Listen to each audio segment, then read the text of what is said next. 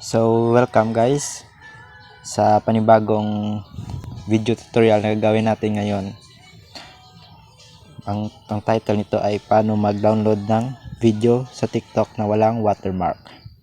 Umpisahan na natin. Una, open TikTok. Kunyari ito yung video na i-download natin. Then, click lang natin yung share button. Then, copy link na natin guys. Kapag naka-link na natin guys, pinutin lang natin yung home button. Tapos punta tayo sa Google. Dito guys, type lang natin yung Snaptik. Yan. Then click.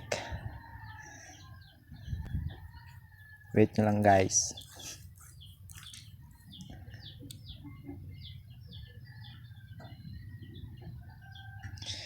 Then click itong nakalagay na paste TikTok link. Lagay nyo lang dyan yung link na hanapin natin. Then pindutin nyo lang tong download. Hintay-hintay lang. Ito guys, sa ilalim makita natin yung download server 2. Pindutin natin yan. Tapos extra natin yung ads. At may lalabas na itong download. Pindutin lang natin. Tapos hintayin lang na ba-download.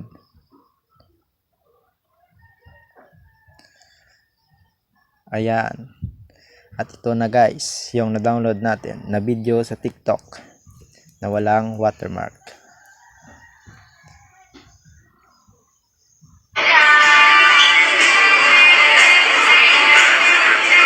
Ayun. Diba nawala na yung watermark sa TikTok guys? Kaya kung may natutunan ka sa video na to, please like, comment, and subscribe for more videos na tutorial na ating i-upload. Thank you.